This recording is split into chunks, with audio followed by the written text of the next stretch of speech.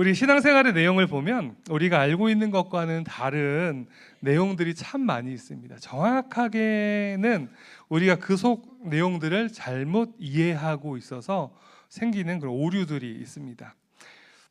예를 들면 예배에 대해서 예배는 우리 인간이 하나님께 드리는 시간입니까? 아니면 하나님께서 우리에게 주시는 시간입니까? 똑똑하시네요. 네, 너무 똑똑하시면 안 되는데. 예배는 진짜 예배는 우리 인간들이 하나님께 영광을 돌리는 시간입니다. 네. 그런데 사실 예배 순서들을 잘 곱씹어 보면 우리가 하나님께 드리는 것보다 하나님께서 우리에게 주시는 것들이 훨씬 많다는 것을 발견하게 됩니다. 자, 원래 기도는 성경적인 의미에서는 하나님과의 영적인 대화라고 이야기하죠. 내 마음을 하나님께 드리고 하나님의 음성을 듣는 시간이 바로 기도입니다. 하지만 예배 때 드리는 기도의 내용들을 이렇게 잘 살펴보면 이제 그런 기도라기보다는 간구가 되는 경우가 많습니다. 나의 필요, 우리 교회의 필요, 우리의 필요들을 하나님께 부탁드리고 응답해 주시기를 구하는 간구가 많이 있습니다. 찬양은 우리가 목소리로 또 마음으로 하나님께 노래를 드리는 시간입니다. 그런데 우리가 찬양할 때 하나님께서는 더 큰 은혜로 우리에게 채워주십니다. 네, 그러다 보니까 많은 성도님들이 본인에게 은혜가 되지 않는 찬양은 잘 부르려 하지 않는 그런 부작용도 있습니다. 제가 찬양 인도를 많이 하다 보니까 저에게 참 민원이 많이 들어왔었습니다. 사실 저는 이제 성도님들이 진짜 찬양의 자리로 인도하는 것, 성도님들이 찬양할 수 있게 만드는 게 찬양 인도자의 역할이다라는 생각을 한 사람이어서 가능하면 제가 좋아하는 찬양보다는 성도님들이 함께 부를 수 있는 찬양을 선곡하는 게 맞다라고 이야기하고 그렇게 알려주고 있는 사람이긴 합니다. 그래도 좀 불편하신 곡들이 있으신가 봐요. 네. 아마 제가 좋아하는 곡들로 콘티를 짰다면 어르신들은 물론이고 청년들도 함께 찬양하기 쉽지 않을 겁니다. 네. 제가 많이 참고 있다는 거 기억해 주시기 바랍니다. 또 헌금은 사실 성도님들의 손과 마음에서 딱 떠날 때는 분명히 하나님께 드리는 예물입니다. 그렇죠? 근데 그 헌금이 실제로 쓰여지는 곳은 교회 살림들, 각 부서들마다 필요한 것들, 또 사역자들, 직원들을 위한 비용으로 사용됩니다. 결국 성도님들이 기쁘게 교회 생활, 신앙생활을 할 수 있도록 하는 곳, 그러니까 우리들을 위해서 이 헌금 역시 사용되게 됩니다. 이렇게 하나님께서 우리 예배를 하나님을 위한 것으로 알려주셨지만 결국 예배를 통해 우리에게 은혜를 주시고 복 주시기 위한 도구로 사용하고 계십니다. 사랑하는 성도 여러분, 예배에 참여하시면서 딱딱함에 빠지지 않으시기 바랍니다. 하나님께서는 우리 예배를 통해서 우리가 하나님과 인격적인 만나고 하나님과 교제하기를 원하시는 분이시지 다른 종교에서와 같이 의미 없는 수행이나 헌신을 요구하는 그런 분이 아니십니다. 그 하나님의 사랑을 깨달으시면서 더 큰 은혜의 자리로 나아가시는 우리 모두 성도님들 되시기를 주님의 이름으로 축복합니다. 네. 그럼 오늘 함께 나눌 구원은 어떻습니까? 다른 종교에서는 구원받기 위해서 무엇을 해야 되죠? 네, 일단 기본적으로 대부분의 종교에서 우리 기독교를 포함해서 구원의 조건에는 선행, 착한 일, 선한 일이 수반됩니다. 물론 모두 그런 건 아니지만 어떤 나라에서는 구걸하는 사람들, 그러니까 거지들이 돈 달라고 이렇게 이야기하면서 떳떳이 돈을 요구한다고 합니다. 왜냐하면 나 때문에 너가 구원받잖아 라고 하면서 구걸을 떳떳하게 하는 나라도 있다고 합니다. 선행이라는 행위만 있을 뿐이지 그 선행의 의미는 전혀 없는 경우죠. 근데 우리 기독교에서 구제는 어떤 의미가 있습니까? 예수님께서 말씀하신 선한 사마리아인 비유 다들 아시죠? 그 이야기에서 알 수 있듯이 하나님께서는 구제라는 행위 그 자체보다는 관계를 더 중요하게 생각하십니다. 그래서 예수님께서 선한 사마리아인 그 마지막에 이렇게 질문하시죠. 누가 그 사람의 이웃이냐라고 물어보십니다. 저도 들은 이야기지만 이슬람교에서 구원을 받기 위해서 선행 외에 금식, 성지순례 등을 해야 한다고 합니다. 금식은 많이 들어보셨죠? 라마단이라고 해서 일주일 동안 해가 떠 있는 동안에는 식음을 하지 않는 금식 기간이 있습니다. 물론 이건 역시 전부가 그런 것은 아니겠지만 해가 떠 있는 동안은 금식을 하지만 이거는 거의 뭐 율법처럼 지키는 거거든요. 근데 해가 떨어지면 열심히 먹고 마시는 사람들이 생각보다 꽤 많다고 합니다. 간헐적 단식같이 기도 시간을 보내는 거죠. 성지순례는 마호메트의 관이 있는 메카에 평생 한 번은 가봐야 한다라고 이야기합니다. 이 구원의 조건 중에 하나에 들어간다고 합니다. 그래서 많은 무슬림들이 돈을 모아서 성지순례 평생 한 번은 가려고 하는 것을 목표로 하고 있다고 합니다. 또 무슬림들은 하루에 5번 기도하는 거 아시죠? 네, 하루에 5번씩 기도를 합니다. 해 뜰 때, 아침, 점심, 저녁, 해질 때로 알고 있는데 5번 시간이 정해져 있고요. 그때 기도를 합니다. 이슬람 국가에 가면 그 기도 시간 되면 국가에서 전체 이상한 이렇게 소리 들리는 거 혹시 아시나요? 뭐 그런 소리가 막 나라 전체에서 들립니다.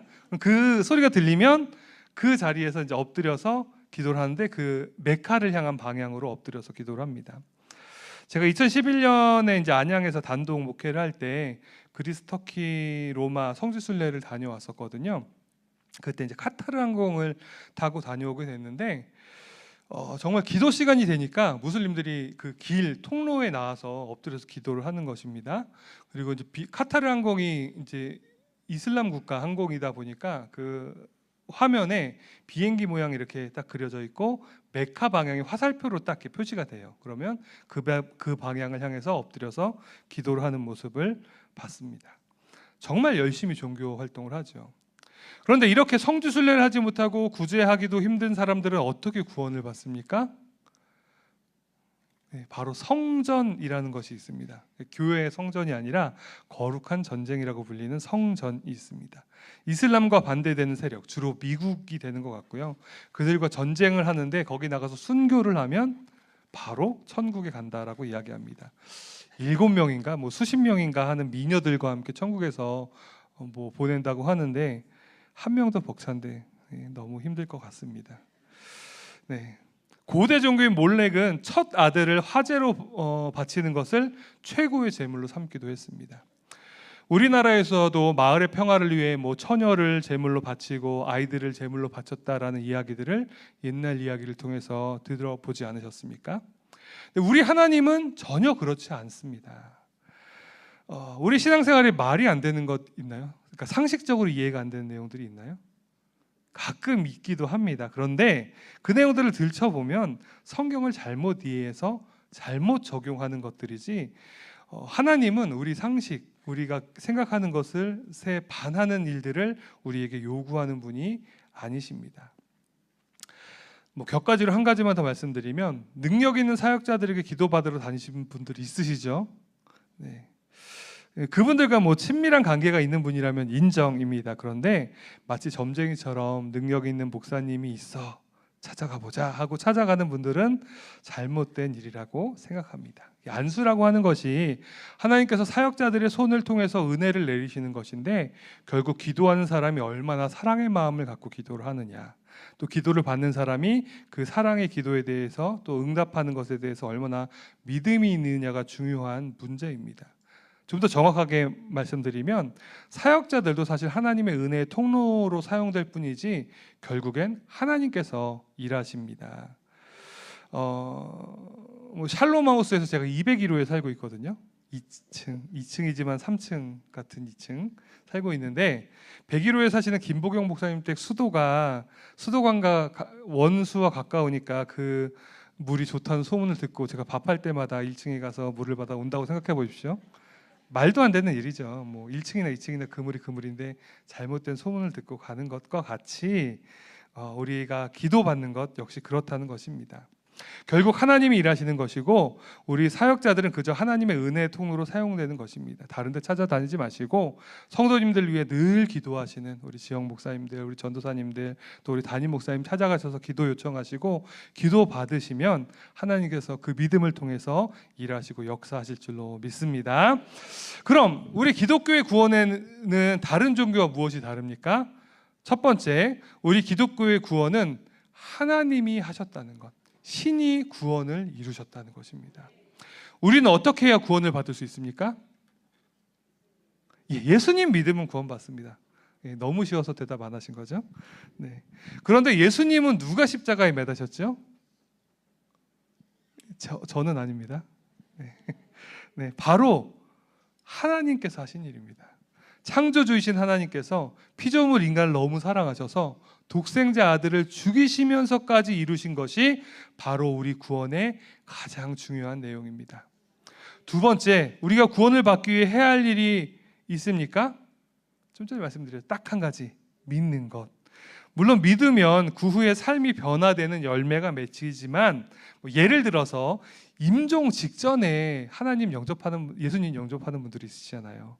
그분들은 선행을 하나도 하지 못하고 예배도 한 번도 드리지 못한 분이십니다. 그러면 구원 받습니까? 안 받습니까? 애매하신가요? 하나도 안 애매해요. 구원 받습니다. 믿음, 예수님 외에 다른 조건이 없습니다. 정말 말 그대로 거저 주신 은혜가 바로 우리 하나님이 주신 구원입니다. 하나님께서는 죄로 멸망할 이 인류를 위해 항상 먼저 다가오십니다. 하나님께서 믿음의 사람들을 통해서 복음을 전하게 하시고 또 구원을 준비하십니다. 지금 봄날의 향기 전도축제가 진행 중인 거 알고 계시죠? 설교 때마다 담임 목사님께서 전도 대상자 내라 하니까 좀 마음이 불편하신가요? 네. 아니시죠? 네. 그런데 우리가 그렇게 전도 대상자를 정하고 기도하고 물론 진심으로 하시겠지만 때로 그냥 형식적으로 던진 복음에도 하나님께서 일하시는 줄로 믿습니다. 그 복음으로 한 생명이라도 구원받는다면 하나님께서 얼마나 기뻐하시겠습니까? 이 사실 기억하시면서 바쁘고 힘드시고 분주한 삶을 살고 계시지만 내가 복음을 위해 기도해야 할 사람이 또 누가 있을지 한 번 더 생각하시고 한 번 더 고민하시고 한 번 더 기도하시고 가능하면 예수님의 복음을 한 번 더 전하셔서 하나님께서 그 믿음의 고백을 기쁘게 받으시고 일하시는 역사가 우리 성도님들의 삶 가운데 있게 되기를 간절히 축복해 드립니다. 네, 신약 시대에도 우리 봄날의 향기 전도축제처럼 예수님께서 한 선지자를 보내셔서 복음의 길을 준비하셨습니다. 누구입니까? 세례 요한입니다. 설교가 끝날 시간이 아직 좀 남았네요. 네, 다 돼가지만 오늘 본문의 내용을, 오늘 속기공과 내용을 중심으로 해서 하나님의 구원이 어떻게 이루어진지 잠시 나누고 오늘 말씀을 마무리하려고 합니다. 이거 안 보셔도 돼요. 저는 이거 보시면서 하면 좀 제가 쑥스럽더라고요. 네. 쟤 또 베꼈네 하는 게 할 것 같아서. 네, 어쨌든 첫 번째, 하나님의 구원은 회개의 세례로 이루어졌습니다. 세례 요한은 하나님께서 예수님의 오심을 예비하기 위해서 예수님보다 6개월 전에 유대 땅에 보내셔서 복음을 전하는 일을 담당하게 하셨습니다. 그리고 세례 요한은 그 받은 사명과 같이 요단강 주변을 이렇게 두루 다니면서 회개의 세례를 전파했습니다.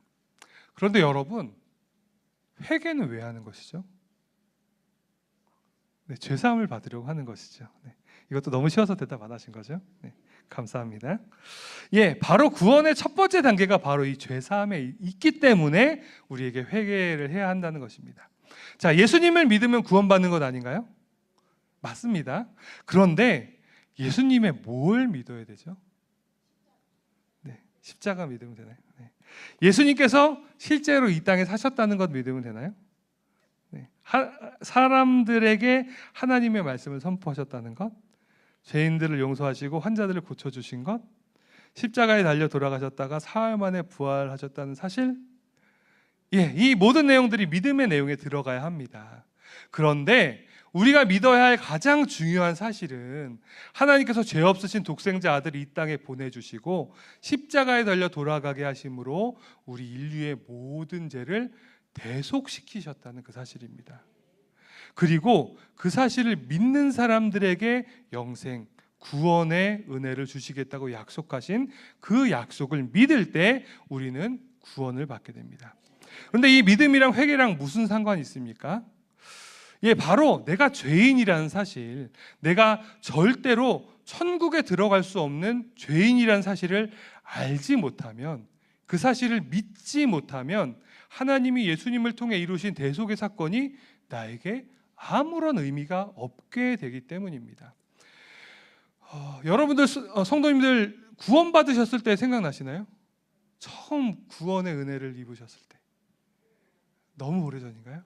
60년 전, 70년 전? 네. 저는 몇 번 말씀드렸지만 초등학교 5학년 때 여름 성경학교에 가서 처음으로 예수님을 인격적으로 경험하게 되었습니다.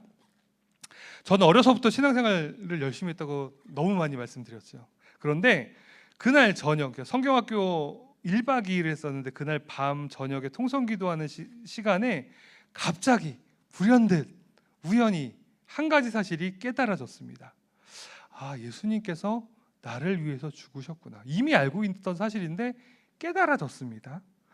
나는 내가 착한 사람인 줄 알았는데 천국에 갈 수 없는 죄인이었구나 라는 사실이 깨달아졌습니다.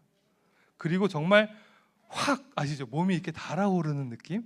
확 달아오르는 느낌에 눈물 찔끔, 펑펑 울지는 못했습니다. 어쨌든 눈물 한 방울 찔끔 났지만 그 경험을 통해서 구원의 은혜를 체험하게 되었습니다.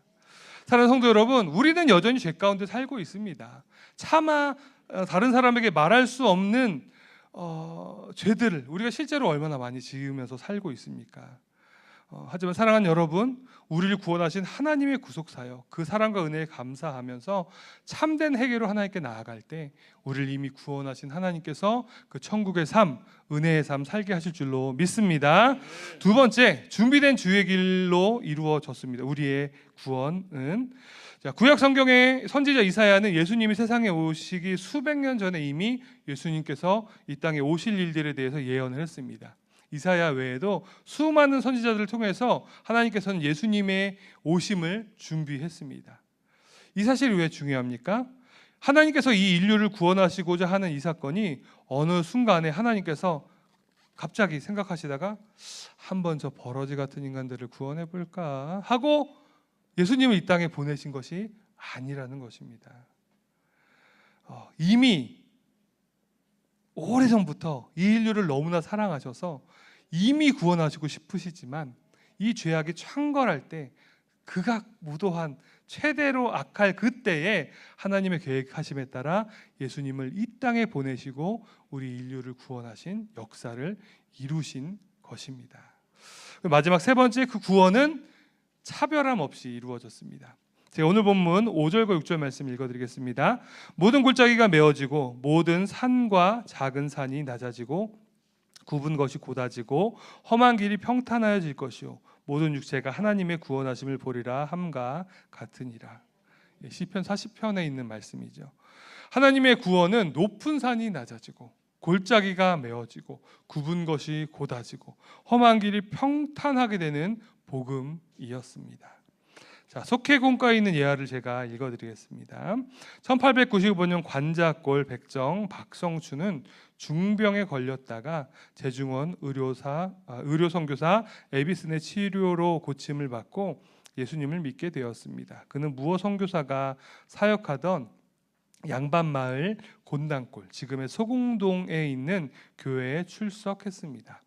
19세기 말 우리나라는 여전히 반상의 질서가 엄격한 사회였습니다. 천민은 양반과 한 자리에 앉을 수 없었습니다. 그런데 교회는 양반과 백정이 함께 앉아 예배했습니다. 박성춘은 백정도 사람으로 대접해주는 종교가 왔다고 소리쳐 복음을 전했습니다. 돈이 없어도, 병약해도, 저처럼 뚱뚱해도, 날씬해도, 초등학교도 나오지 못해도 대단한 범죄를 저질러서 저런 놈은 죽어도 싸라는 소리를 듣는 사람이라고 할지라도 하나님의 구원의 대상에서는 빠지지 않습니다. 차별함 없이 주시는 그 하나님의 은혜를 기억하시면서 세례 요한과 같이 또 이사야 같이 구약의 많은 선지자들과 같이 다시 오실 예수님의 길을 예비하는 우리 숭유교회 모든 성도님들 되시기를 주님의 이름으로 축복합니다. 예, 우리 한국 교회는 칼뱅의 신학이 좀 강해서 예정론을 아직도 이야기하시는 분들이 많이 있습니다. 하나님께서 이미 구원받을 자들을 예정해 놓으셨고 그들을 구원의 자리로 인도하신다라는 내용이죠. 근데 뭐 지금은 사실 장로교에서도 이제 이 예정론 그대로 말고 약간 이렇게 변형해서 한다고 얘기를 들었고요. 왜냐하면 문제가 반대로 구원받지 못할 사람도 미리 정해 놓으셨다라는 이야기가 되죠. 그렇게 되면 그러면 그 사람들은 아무리 구원받기 위해 발버둥쳐도 구원받을 수 없는 길로 인도하신다라는 이야기가 되기 때문에 이렇게 막 수정되고 있다는 이야기를 들었습니다. 그런데 우리 요한 웨슬리 목사님은 이 구원에 대해서 선제적 은총, 미리 주신 은혜라는 개념으로 설명을 하고 계십니다. 하나님께서 예수 그리스도를 통해서 우리 모든 인류에게 구원받을 수 있는 기회를 주셨다라고 이야기합니다. 그 은혜에 회개하고 응답하면 구원받는다라고 이야기하고 있습니다. 사랑하는 성도 여러분, 하나님께서는 세상의 모든 민족, 모든 사람을 이 구원받기 원하십니다. 연쇄 살인범 같이 극악무도한 사람이라고 할지라도, 북한의 김정은 같이 정말 말도 안 되는 사람이라고 할지라도 하나님의 구원의 은혜는 누구에게나 열려 있습니다. 사랑하는 성도 여러분, 우리를 구원하신 그 사랑과 은혜가 얼마나 크고 위대한 것인지 다시 한번 기억하시고 먼저 받은 그 사랑, 먼저 받은 그 은혜 알지 못하는 사람들에게 전하셔서 함께 그 사랑받고 구원의 자리로 나아가는 귀한 축복의 역사가 있게 되기를 간절히 축복해 드립니다. 조금 더 수고하고 조금 더 애쓰고 우리 삶을 통해서 그 사랑과 복음 나눌 때 분명히 우리를 통해 하나님께서 일하시고 역사하실 줄로 믿습니다. 그 귀한 일들 기억하고 기대하시면서 귀한 사역 감당하시는 우리 승리의 모든 성도님들 되시기를 주님의 이름으로 축복합니다. 함께 기도하시겠습니다. 하나님 감사합니다. 우리 가운데 역사하시고 도와주시는 주님의 은혜 너무나 감사드립니다. 주님 일하여 주셔서 정말 우리를 먼저 구원하신 하나님의 은혜 늘 기억하며 감사함으로 기쁨으로 나아갈 수 있도록 인도하시고 도와주시옵소서. 아멘. 또한 우리가 먼저 받은 그 사랑과 그 복음, 그 은혜를 우리만 갖고 있는 것이 아니라 그 사랑이 필요한 자들에게, 복음이 필요한 자들에게 나눌 수 있도록 주님 인도하시고 도와주시옵소서. 기억나게 하여 주시옵소서. 찾아갈 수 있는 용기 주시고 시간과 환경들을 허락하시고 입을 열어서 또 우리 삶으로 그들에게 이 복음을 전할 수 있는 우리를 될 수 있도록 주님 인도하시고 도와주시옵소서. 그래서 우리를 통해 주님께서 일하여 주시고 마침내 한 영혼이 또 한 영혼이 주님의 사람으로 세워지고 구원받는 귀한 축복이 우리를 통해 우리 숭유교회를 통해 이루어질 수 있도록 주님 인도하시고 역사하여 주시옵소서. 우리 가운데 함께 하시고 일하신 주님께 감사드리며 예수님의 이름으로 기도드리옵나이다. 아멘.